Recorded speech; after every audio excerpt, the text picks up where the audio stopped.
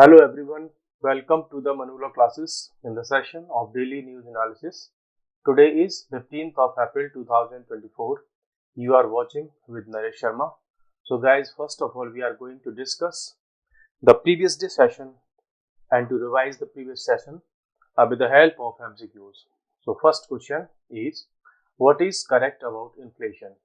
In recent days, we are having news in various newspapers and in electronic media also that something about inflation. And there are also gossips about inflation, that somebody is saying that inflation is going high. And on the other side, there are people who are saying that inflation is not so high. So we have to know some basic points regarding inflation. Option A, inflation means यहाँ पर बात हो रही है तो it is rise in currency value. No, देखो अगर currency की वैल्यू सपोज करो ये एक आपके पास में 100 रुपीज का नोट है और यहाँ पर आपके पास में 1 kg अनियन है, तो पहले अगर 100 रुपीज से 1 kg अनियन आ रही थी, तो अब 100 रुपीज से अगर इन्फ्लेशन बढ़ जाएगा तो अब 100 रुपीज से आपको 800 ग्राम क्या मिलेगी, अनियन मिलेगी। तो इसका सीधा सा मतलब निकलता है कि इस नोट की वैल्यू कम हो गई, क्योंकि पहले 100 रुपीज में 1 kg आ रही थी, अब 100 रुपीज में 800 ग्राम आ गई। तो जो करेंसी की वैल्यू है वो डाउन हो जाती है और जो गुड्स एंड सर्विसेज होते हैं उनकी वैल्यू बढ़ जाती है। So it is rise in the value of goods. Yes, this is the correct option. It is rise in supply of goods. No, अगर गुड्स की सप्लाई इंक्रीज हो जाती है तो इन्फ्लेशन डाउन हो जाता है। इन्फ्लेशन क्या होता है, डाउन हो जाता है, कम हो जाता है। Who is the prime minister of Israel? अभी इजराइल वगैरह को लेकर के इजराइल, सीरिया, अब तो ईरान भी इस जो है वॉर में इन्वॉल्व हो चुका है और ईरान के साथ में इधर हमको ब्रिटेन का भी इन्वॉल्वमेंट दिख रहा है उधर इजराइल के सपोर्ट में। यूएसए का भी सपोर्ट दिख रहा है हमको इजराइल के जो है सपोर्ट में। तो बहुत कुछ यहाँ पे चल रहा है इस रीजन में, तो हमें जानना होगा कि इजराइल का प्राइम मिनिस्टर कौन है। इस तरह के क्वेश्चंस आते रहते हैं। Benjamin Netanyahu is the current prime minister of Israel. तो ये इजराइल के क्या है, प्राइम मिनिस्टर है। Who is the current speaker of Lok Sabha? Lok Sabha के करंट स्पीकर कौन है? बिकॉज अभी रिसेंटली हम देख रहे हैं कि लोकसभा के इलेक्शन को लेकर के बहुत कुछ न्यूज में चल रहा है, बहुत कुछ। तो अब हमें ये भी देखना होगा कि भाई लोकसभा के बारे में कुछ बेसिक डिटेल्स तो हमको पता हो। तो करंट जो स्पीकर ऑफ लोकसभा है वो कौन है? ओम बिरला है ना। तो जब नेक्स्ट ये इलेक्शन जो है कंप्लीट हो जाएंगे तो उसके बाद अगेन फिर से किसी को स्पीकर बनाया जाएगा। तो होगा क्या, फिर से आपको पता करना होगा कि who is the current speaker of Lok Sabha. ठीक है। अच्छा, अभी एक चीज और चल रही है कि जितने भी हम न्यूज़पेपर देख रहे हैं उन सब में मोस्टली न्यूज़पेपर में, इलेक्ट्रॉनिक मीडिया में, सब में केवल अभी चल रहा है पॉलिटिकल न्यूज चल रही है सारी की सारी। तो बहुत ज्यादा ऐसी कुछ चीजें आ भी नहीं रही हैं कि न्यूज़पेपर में हमको बहुत कुछ इंपॉर्टेंट मिले। ठीक है, तो बहुत ज्यादा इंपॉर्टेंट उसमें कुछ आ भी नहीं रहा है। इधर हम देखेंगे कि श्री जीवी मावलंकर, तो देखो ये इंडिया की जो लोकसभा है उसके फर्स्ट क्या थे, ये स्पीकर थे। तो कई बार ये क्वेश्चन पूछा गया है कि who was the first speaker of Lok Sabha, तो ये थे श्री मावलंकर। और आपको पता होगा कि जो जगदीप धनखड़ हैं वो राज्यसभा के चेयरमैन हैं, that is vice president of India. ठीक है, तो ये इनसे कोई लेना देना नहीं। राहुल गांधी जो है कांग्रेस पार्टी में जो है सीनियर लीडर है, तो उनका इससे कोई अभी रिलेशन नहीं है। क्वेश्चन नंबर 4 की बात कर लेते हैं, who is the current governor of RBI. ठीक है, जब इन्फ्लेशन की बात होती है, इन्फ्लेशन कंट्रोल की बात होती है इंडिया में, तो हम आरबीआई को मिस नहीं कर सकते। So who is the current chairman या गवर्नर ऑफ आरबीआई? तो दैट इज शक्तिकांत दास। ये अभी जो है गवर्नर है आरबीआई के। What is LAF in banking terminology? Liquidity adjustment facility, इसका करंट फॉर्म होता है ये लिक्विडिटी एडजस्टमेंट फैसिलिटी। जब हम बात करते हैं एलएएफ की तो इसका सीधा सा मतलब होता है कि जो मार्केट में, सोसाइटी में जो मनी सप्लाई है ना, इस मनी सप्लाई को ही हम बैंकिंग टर्मिनोलॉजी में लिक्विडिटी बोलते हैं। ठीक है, लिक्विडिटी। तो यहाँ कह रहे हैं कि लिक्विडिटी को एडजस्टमेंट करने की फैसिलिटी। तो मीन्स अगर लिक्विडिटी ज्यादा है मार्केट में तो आरबीआई क्या करेगी, उस लिक्विडिटी को रिड्यूस करेगी अपने बहुत सारे मेथड्स को यूज करके। अगर मार्केट में लिक्विडिटी कम है तो आरबीआई क्या करेगी, उसको इंक्रीज करेगी अपने डिफरेंट मेथड्स के through. So this is the liquidity adjustment facility. Next हमारे पास में है क्वेश्चन कि the capital of Iran, because अभी ईरान ने जो है इजराइल पर कुछ अटैक्स कर दिए हैं और उन्होंने कहा भी है कि ये तो अभी बस ट्रेलर था, अभी पिक्चर तो बाकी है, ऐसी धमकी भी ईरान दे रहा है। तो भाई ये जो ईरान कंट्री है ये कहाँ है, क्या इसकी कैपिटल है? देखो ईरान की कैपिटल है तेहरान। ठीक है, कई बार बच्चे कंफ्यूज हो जाते हैं इराक और जो है ईरान की कैपिटल में, क्योंकि कुछ कुछ सिमिलर नेम है। जब ईरान की बात करेंगे तो हमको दिखेगा तेहरान, मीन्स दोनों में ही एन है। ठीक है, तो बस इतना अगर आपको ध्यान रहेगा तो इराक की तो फिर आपको बगदाद मिल ही जाएगी। ठीक है, चलिए नेक्स्ट क्वेश्चन की तरफ अपन मूव करते हैं। Question number 7, the capital city of Syria, because Syria जो है लगातार इजराइल पर अटैक कर रहा है काफी टाइम से और ये भी जो है न्यूज में है। तो इजराइल की सीरिया की जो कैपिटल है दैट इज दमस्क। ये दमस्क सीरिया की कैपिटल है। देखो कराची जो है पाकिस्तान का एक शहर है, पोर्ट है। काबुल अफगानिस्तान की कैपिटल है और बगदाद इराक की कैपिटल है। So all the 3 options are incorrect, only the 1 option is correct. अब हम चलते हैं आज के करंट अफेयर पर। Iran warns Israel retaliation will trigger larger response। देखो आपको पता होगा कि 1 अप्रैल को क्या हुआ था कि एक ये कहा जाता है, हालांकि ना तो इसको अभी इजराइल ने डिनाई किया है ना एक्सेप्ट किया है, कि इजराइल की तरफ से एक अटैक में ईरान की एम्बेसी के कुछ लोग जो है उनकी डेथ हो गई थी सीरिया में। तो उसी को लेकर के ये ईरान जो है अब इसने रिस्पॉन्स किया है और ये कहा है कि अभी हम जो है रिटेलिएट करेंगे और लार्जर रिस्पॉन्स आपको मिलेगा। ठीक है, तो ईरान ने क्या किया है, वार्न किया है इजराइल को एंड द यूनाइटेड स्टेट्स को on Sunday of much larger response, कि बोला बहुत बड़ा तुमको रिस्पॉन्स मिलने वाला है if there is any retaliation for its mass drone and missile attack on Israeli territory overnight as Israel said the campaign is not over yet. उधर Israel ने कह दिया है कि देखो हुआ क्या कि ईरान ने अटैक किया, अपनी मिसाइल्स और ड्रोन्स वगैरह अटैक किए इजराइल की तरफ। इजराइल ने बोल दिया कि the campaign is not over yet, बोला अभी कैंपेन यही खत्म नहीं हुआ है, हम भी मारेंगे घुस करके। ठीक है, ये उनका कहना है। Threat of open warfare erupting between the arch West Asian force and the dragging the US as put the region on the edge of the Washington set America. इन्होंने क्या कहा है, तो भाई देखो ईरान आप कुछ भी करो जो भी हो, लेकिन अगर इजराइल पर अटैक होंगे तो हम इजराइल के समर्थन में खड़े हुए हैं और हम चुप नहीं बैठेंगे, हम भी अटैक करेंगे। ठीक है, conflict with Iran but would not hesitate to protect its forces and Israel, बोला हम बिल्कुल भी हेजिटेशन नहीं करेंगे। तो यहाँ से क्लियरली दिख रहा है कि इजराइल के साथ में यूएसए ने अटैक में पार्टिसिपेट करना स्टार्ट कर दिया है। ठीक है, उधर ईरान ने अटैक किए तो इजराइल के जो कुछ एरियाज थे उन पर, ठीक है, और उसके बदले में फिर चीजें और आगे बढ़ गई। ठीक है, मीन्स क्या हुआ था कि ईरान के कुछ ऑफिसर्स थे उनकी डेथ हो गई थी इजराइल के अटैक में, और उससे क्या हो रहा है, ट्रिगर्ड बाय द, अब वो वॉर जो है और ज्यादा ट्रिगर होता जा रहा है। ठीक है, अभी ईरान ने क्या किया कि अराउंड 300 ड्रोन्स और मिसाइल से अटैक कर दिया किस पर, इजराइल पर। ठीक है, अब इसके बदले में क्या किया है कि उनमें से कुछ ही जो मिसाइल थी ड्रोन थे वो इजराइल में पहुंच पाए, अदरवाइज यूएसए और ब्रिटेन और जॉर्डन, ठीक है, इनकी हेल्प से इन तीनों ने पार्टिसिपेट किया और उन अटैक्स को रोक दिया। ठीक है, तो एन एयरफोर्स बेस पर भी अटैक हुआ है इजराइल में, वहां का जो एयरफोर्स है, लेकिन हालांकि बहुत कोई हानि ऐसी नहीं हुई है कि किसी की लाइफ गई हो, बट हाँ एक 7 ईयर्स ओल्ड जो है बच्चा है वो बहुत सीवियरली और सीरियसली हर्ट हुआ है। ठीक है, बाकी अदर कोई ऐसी सीरियस डैमेज की न्यूज नहीं है। अगर रिसेंट एग्जाम्स में आप देखोगे तो आपको इस रीजन से इजराइल, हमास, सीरिया, ईरान, यहाँ से रिलेटेड जो क्वेश्चन है वो करंट अफेयर में पूछे गए हैं।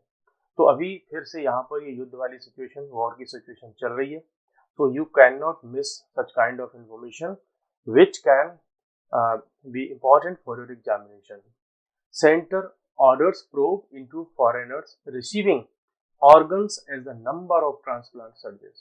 देखो इसमें सारी कहानी क्या है मैं आपको समझा देता हूँ। आपको पता ही होगा कि ऑर्गन्स जो होते हैं ह्यूमन ऑर्गन्स उनका कई बार ट्रांसप्लांटेशन करवाना पड़ जाता है। सपोज कि किसी की किडनी डैमेज हो गई, अब उसको नई किडनी मीन्स क्या होगी कि मान लो सपोज करो इस पर्सन का जिसकी किडनी फेलियर कर गई उसका नाम था ए, और इसको अब रिक्वायरमेंट पड़ेगी इसको कोई दूसरा व्यक्ति डोनेट कर दे क्या किडनी, ठीक है। अब हो क्या रहा है काफी टाइम से कि चाहे वो किडनी हो, चाहे वो हार्ट ट्रांसप्लांट हो या नी ट्रांसप्लांट हो, और भी बहुत सारी चीजें होती हैं आईज वगैरह से रिगार्डिंग में, तो वो जो कुछ भी ट्रांसप्लांट हो रहा है उसमें जो फॉरेनर्स हैं, ठीक है, उनको बड़ी आसानी से ऑर्गन्स मिल रहे हैं, और जो इंडिया के लोग हैं उनको ऑर्गन्स बड़ी आसानी से नहीं मिल रहे, इवन वो अगर पे भी कर रहे हैं तब भी उनको ऑर्गन्स नहीं मिल रहे, है ना। तो ये है एक बहुत बड़ी प्रॉब्लम। अब उसमें लोग ये बता रहे हैं कि जो ऑर्गन्स हैं जिनका ट्रांसप्लांट करना पड़ता है उनका क्या हो रहा है, उनकी हो रही है बहुत अच्छी लेवल पर सेल, उनकी हो रही है मार्केट में ब्लैक मार्केट, ठीक है। अब वो कैसे हो रही है, यहाँ पर जो इसमें चीजें दी गई हैं। अब जो हमारे पास में एक ऑर्गेनाइजेशन है उसके बारे में भी हम बात करेंगे, कौन इन चीजों को जो इंडिया में कंट्रोल या रेगुलेट करता है, ठीक है। हो क्या रहा है, सपोज करो ए, आप हैं एक इंडियन पर्सन, आपकी किडनी फेल है, उधर दूसरी तरफ पर्सन है बी और इसकी भी किडनी फेल है, और यहाँ पर हमारे पास में एक ही किडनी जो है तो या तो हम ये फॉरेनर है इसको हम ट्रांसप्लांट कर सकते हैं या ए को कर सकते हैं। इसकी नॉर्मली जो मान लो प्राइस है सपोज करो 1 करोड़ है। अब हो क्या रहा है कि अगर पहले रजिस्ट्रेशन इन्होंने कराया तो एक्चुअल में ये किडनी मिलनी चाहिए थी ए को, इंडिया के पर्सन को। अब हो क्या रहा है कि बहुत सारे अदर कंट्री से लोग इंडिया में आ रहे हैं ऑर्गन ट्रांसप्लांट करवाने के लिए। अब उसके बदले में क्या हो रहा है कि ये 1 CR की थी और कोई दूसरा आदमी आया आउट ऑफ इंडिया से, उसने क्या किया, बैकग्राउंड में जा करके जो भी अथॉरिटीज हैं जो इन चीजों को डील करती है उसको जा करके अलग से दिए, 1 लाख रुपए 2 लाख रुपए दे दिए, अलग से 5 लाख रुपए दे दिए, ऐसा छोड़ो भाई इसको मत दो और ये मेरे पेशेंट को ट्रांसफर कर दो, ट्रांसप्लांट कर दो, ठीक है। तो इनको तो पैसा एक्स्ट्रा मिला। अब ये जो गरीब आदमी था 1 करोड़ से ज्यादा ये नहीं दे सकता था, इसको पता ही नहीं चला कि मेरे हिस्से में जो किडनी थी मुझे जो ट्रांसप्लांट होनी थी वो कहाँ गई, और वो चली गई किसी फॉरेनर को, ठीक है। तो उसकी वजह से क्या होगा कि इंडिया के जो लोग हैं उनकी डेथ हो रही है, उनको ऑर्गन्स ठीक से नहीं मिल पा रहे। अब प्रॉब्लम कहाँ आ रही है कि इन फॉरेनर्स को मिल रही है एक्स्ट्रा पैसा दे करके। इसकी वजह से हुआ क्या है कि रिसेंट अगर हम डेटा को देखेंगे तो क्या देखने को मिल रहा है हमको, ये देखने को मिल रहा है कि रिसेंट टाइम में जो फॉरेनर्स हैं जो इंडिया में ट्रांसप्लांट करवाने आ रहे हैं उनका जो नंबर है वो बहुत तेजी से बढ़ गया। इसका मतलब क्या हुआ कि कोई यूएसए में अगर किडनी ट्रांसप्लांट करवा रहा है उसका खर्चा हो रहा है वहां पर 5 करोड़ रुपीज, इंडिया में वही चीज अगर उसको 1.5 करोड़ में मिल रही है तो भाई वो यूएसए में क्यों ट्रांसप्लांट कराएगा, वो तो इंडिया में आएगा, ठीक है।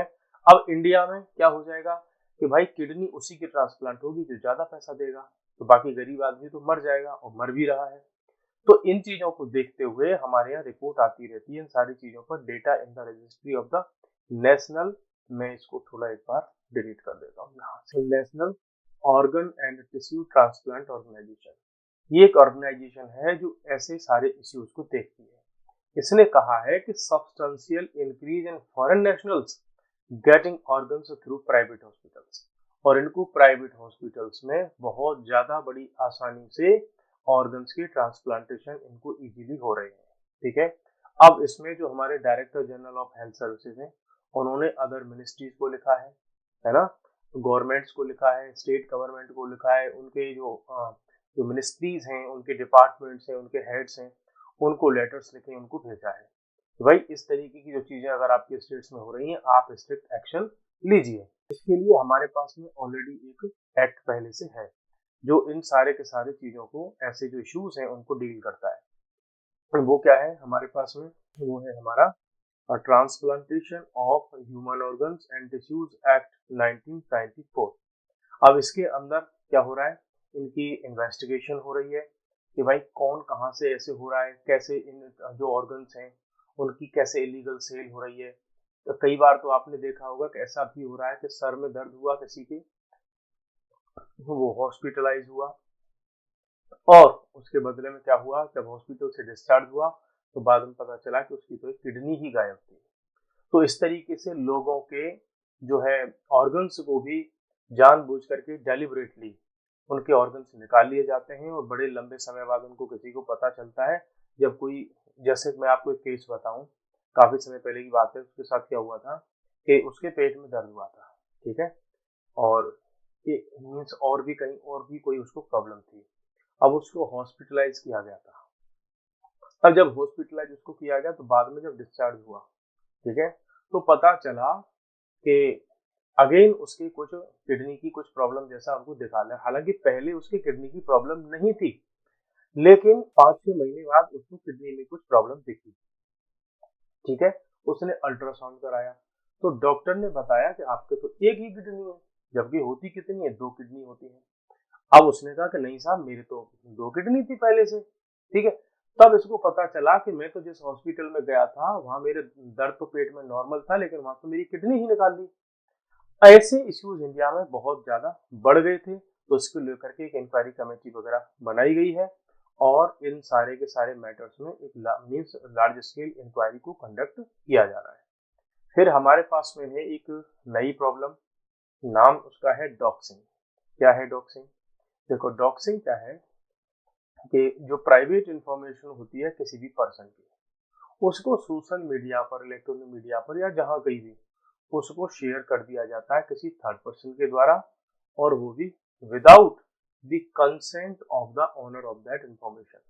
सपोज करो, इसमें इसमें जो इन्होंने इस इशू को रेज किया है, मैं उसी को आपको जो है कम वर्ड्स में और एक्सप्लेन करके बता रहा हूँ, ठीक है। इशू कहाँ से निकल करके आ रहा है, देखो मैं आपको बताऊँ। इशू यहाँ से निकल करके आता है कि देखो, सपोज करो कि आप किसी एक पार्टी में गए और वहां पर आपने बियर पी ली या विस्की पी ली, वहां पर दोस्तों के साथ में बैठ करके आपने एक वहां पर आपके साथियों ने उसका एक वीडियो बना लिया, ठीक है। उस वीडियो को ये जो फ्रेंड्स थे, इन फ्रेंड्स के ही ग्रुप में शेयर कर दिया, ठीक है। ठीक है, यहाँ तक तो ठीक है कि भाई दोस्तों में सारी चीजें शेयर हो सकती हैं, लेकिन अब जिस पर्सन का वीडियो बनाया गया ड्रिंक करते हुए का, तो जरूरी नहीं है कि ये पर्सन अपने उस वीडियो को अपने फादर, अपनी मदर या अपनी फैमिली या अपने रिलेशनशिप वालों के साथ में शेयर करे। जरूरी तो नहीं कि इस तरीके का वीडियो जहां पर वो एम्प्लॉयमेंट मीन जहां पर वो जॉब करता है उसके ग्रुप में जाकर के शेयर करें, ठीक है। तो जो डॉक्सिंग का जो मैटर है वो क्या है कि इसी तरीके से किसी की पर्सनल इंफॉर्मेशन को क्या कर दिया जाता है, शेयर कर दिया जाता है विदाउट उससे कंसेंट, और फिर उसके बाद में उस व्यक्ति की लाइफ को मीन्स बहुत बुरी तरह से बहुत सारे थ्रेट्स आना स्टार्ट हो जाते हैं। सपोज करो कि आपके ही कोई फ्रेंड है, आपके दोस्त हैं, उनके पास में आपका बैंक की डिटेल्स है, आपके आधार कार्ड की डिटेल्स है, आपके ड्राइविंग लाइसेंस की डिटेल्स है, आपकी इंश्योरेंस पॉलिसी की डिटेल्स है, आपकी शादी की वीडियोस वगैरह आपके पास उनके पास में है, ठीक है। अब ऐसी इंफॉर्मेशन को कई बार क्या कर दिया जाता है कि जब मीन्स जो है डेलिबरेटली उनको शेयर कर दिया जाता है, ठीक है।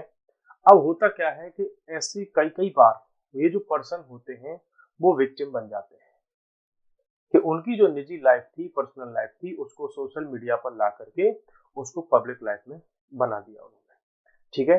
अब उसके बदले में क्या होगा, कई बार लोग फिर जब उनकी सपोज करो कि थोड़े से लेसर क्लोथ में उसकी वीडियो सपोज करो थी कोई, तो होता क्या है, कई बार लोगों को बहुत ज्यादा शेम हो जाती है और उसकी वजह से बहुत सारे लोग सुसाइड भी कर लेते हैं, ठीक है।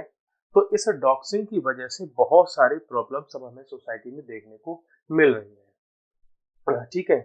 अब इसके पीछे इंटेंट क्या हो सकते हैं लोगों के, इंटेंट होते हैं लोगों को बदनाम करने के, ठीक है। सपोज करो, देखो कई बार ऐसा होता है कि कोई ए नाम का पर्सन है, अपने दोस्तों के साथ में ड्रिंक कर लेता है, लेकिन इसके माता पिता को नहीं पता कि ड्रिंक करता है। अब आपका इसका ऐसा कोई वीडियो अपने माता पिता के सामने दिखा दिया जाए, हो सकता है कि वो बच्चा, वो जो कैंडिडेट जो है, इतना शॉक में और शेम में आ जाए कि वो सुसाइड कर ले, है ना, बुरी तरह से बदनामी उसकी हो जाए, या उसकी इसकी वजह से शादी ही पोस्टपोन हो जाए, शादी ही ना हो उसकी, क्योंकि कई बार ऐसा होता है कि भाई साहब लड़का आपका शादी दारू वारू तो नहीं पीता, ऐसे इश्यूज पर कई बार होता है बहुत सारी चीजें क्रिएट हो जाती हैं और किसी एक पर्सन की जो लाइफ होती है वो पूरी तरह से क्या हो जाती है, एक हेल बन जाती है ना, ऐसी इंफॉर्मेशन की वजह से। अब इसके लिए इन्होंने इसी आर्टिकल में बताए हैं कि उसके लिए आपके पास में मेजर्स क्या क्या है। तो पहले मेजर्स तो इनके पास में है कि भाई आप देखो बहुत ज्यादा ही कॉशियस रहो, कुछ भी अपना पर्सनल शेयर मत करो। लोगों को एक पता नहीं क्यों एक नई जो है आदत सी लगी हुई है या शौक चढ़ा हुआ है कि कहीं होटल में गए तो सेल्फी ले ली, उसको शेयर कर दिया, स्टेटस पे लगा दिया। लाइफ में कुछ भी हो रहा है सब फेसबुक पे डाल रहे हैं, उसको इंस्टा पे डाल रहे हैं, कुछ भी हो रहा है, अगर ये कहीं से एप्पल भी लेके खाया उसको भी डाल रहे हैं। ठीक है, अब उसकी वजह से क्या हो रहा है कि इंडिया जो जो पर्सन है उनकी प्राइवेट लाइफ और जो पब्लिक लाइफ है उसमें कुछ डिफरेंस ही नहीं रह जा रहा। कई बार तो ऐसे वीडियो जो लोग कई बार फेसबुक पर डाल देते हैं कि नाउ वी आर एंजॉयिंग इन शिमला, और घर से लगा हुआ है लॉक। उन्हीं के जान पहचान वालों में कौन थे, कुछ थीफ थे, और उनको पता है कि पूरा फैमिली कहाँ गई है, शिमला, वीडियो देख लिया, आए घर पर ताला तोड़े और सारा का सारा सामान वहां से चोरी कर लिया। ठीक है, इस तरीके के बहुत सारे इंसिडेंट्स हमको सोसाइटी में देखने को मिल रहे हैं। सो यहाँ पर सजेशंस ये जो एक्सपर्ट्स हैं वो ये देते हैं कि एक तो अपनी जो पर्सनल इंफॉर्मेशन है बहुत ज्यादा कहीं बिल्कुल बाहर बिल्कुल लेकर के बताओ। दूसरी बात, यदि ऐसा कोई हो भी जाता है तो उसको आप तुरंत, चाहे वो फेसबुक हो, इंस्टा हो, ट्विटर हो, ठीक है, डिस्कॉर्ड हो, ऐसे कई सारे प्लेटफॉर्म्स हैं, स्नैपचैट वगैरह, वहां पर आप तुरंत उनकी आप कंप्लेन करो, अपनी वीडियो या अपना ऐसा कोई इन्फॉर्मेशन उसको क्लेम करो, और उसका प्रूफ वगैरह भी आपको रखना है। आप पुलिस में जाकर के उसकी एफआईआर करा सकते हैं। ठीक है, तो ये सारे के सारे ऑप्शंस जो है सोसाइटी के पास में है कि इनको आप इस तरीके से डील भी कर सकते हो। नेक्स्ट फिर हमारे पास में है एक बहुत अच्छी सी जो है न्यूज है, वो क्या है कि इंडियन इंस्टीट्यूट ऑफ साइंस के जो रिसर्चर्स हैं उन्होंने एक हाइड्रोजेल बनाई है। ठीक है, अब वो हाइड्रोजेल बनाई है और वो काम क्या करेगी, remove micro plastics from water. Water से सारा का सारा जो माइक्रो प्लास्टिक्स है उसको रिजोल्व करने में, उसको रिड्यूस करने में ये काम आएगा। अभी तक पहले जो हम वाटर की जो क्लीनिंग की बात करते थे तो हमारे पास में फिल्टर होते थे, है ना। अब फिल्टर क्या होते हैं भाई, फिल्टर ठीक है, एक समय तक आप उनको छानते रहोगे चलने की तरह, वो भी चौक हो जाते हैं, खराब हो जाते हैं। इन्होंने एक ऐसा सिस्टम बनाया कि इसको वाटर में डाल दो, तो वाटर के अंदर जो माइक्रो प्लास्टिक्स के ऐसे जो पार्टिकल्स होंगे वो आपस में एक दूसरे के पास आ जाएंगे। ऐसे इन्होंने ट्यूब्स बनाए हैं हाइड्रोजेल के। अब जब ये पास पास आ जाएंगे तो आपस में जुड़ जाएंगे, बड़े हो जाएंगे, है ना। फिर इनको बड़ी आसानी से क्या कर सकते हैं, हम उनको बाहर निकाल सकते हैं, है ना। जब बाहर निकाल सकते हैं तो हमारी जो प्रॉब्लम है माइक्रो प्लास्टिक की वो भी हमारी रिजॉल्व हो सकती है। ठीक है, तो जैसे कि according to IIC micro plastics pose a great threat to the health. अब देखो होता क्या है कि ये माइक्रो प्लास्टिक कई बार जो हमारे वाटर के सोर्सेज होते हैं वहां तक पहुंच जाते हैं, जो हम वाटर ड्रिंक कर रहे हैं वहां तक पहुंच जाते हैं। उन माइक्रो प्लास्टिक्स को अगर हम इरिगेशन में यूज कर रहे हैं तो जो प्लांट्स हैं उनके अंदर तक जब पहुंच जाते हैं, और उन प्लांट्स के अगर हम फ्रूट्स, है ना, कुछ भी अगर उसको खाते हैं तो वो अल्टीमेटली कहाँ पहुंच जाते हैं, ह्यूमन बॉडी में पहुंच जाते हैं। ठीक है, और इसकी वजह से बहुत सारी इलनेस और बहुत सारी रिस्क जो है डेवलप हो रही है सोसाइटी में, और उस ये भी एक बड़ा कारण है कि आजकल हमको सोसाइटी में बहुत ज्यादा कैंसर के पेशेंट देखने को मिल रहे हैं, बहुत सारे केसेस हमको देखने को मिल रहे हैं। ठीक है, तो इन्होंने ये सब डेवलप किया है और बड़े लेवल पर। अब इसकी खास बात यह है कि द टीम ने पता किया, फाउंड कि hydrogel could remove about 95% and 93% of two types of microplastic in water।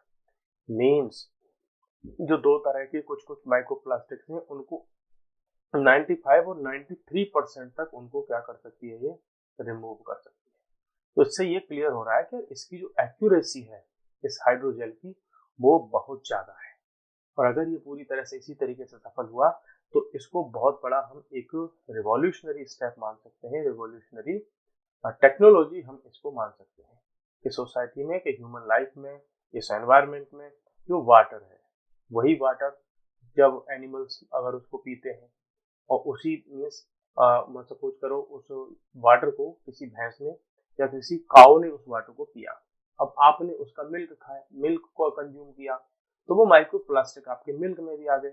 या उस एनिमल का आपने यदि मीट खाया, है ना, तो उस मीट के थ्रू आपकी बॉडी में पहुंच गए। तो अल्टीमेटली जो ह्यूमन लाइफ है वो इससे बुरी तरह से थ्रेटन है। ठीक है, तो ये बना दिया इन्होंने IISc ने हाइड्रोजेल, जो कि बहुत ही ज्यादा इंपॉर्टेंट है। अब कल के सेशन में हम यहाँ से फिर से क्वेश्चन पूछेंगे आपसे, so be ready to answer such questions and we are going to end today's session. Goodbye, take care.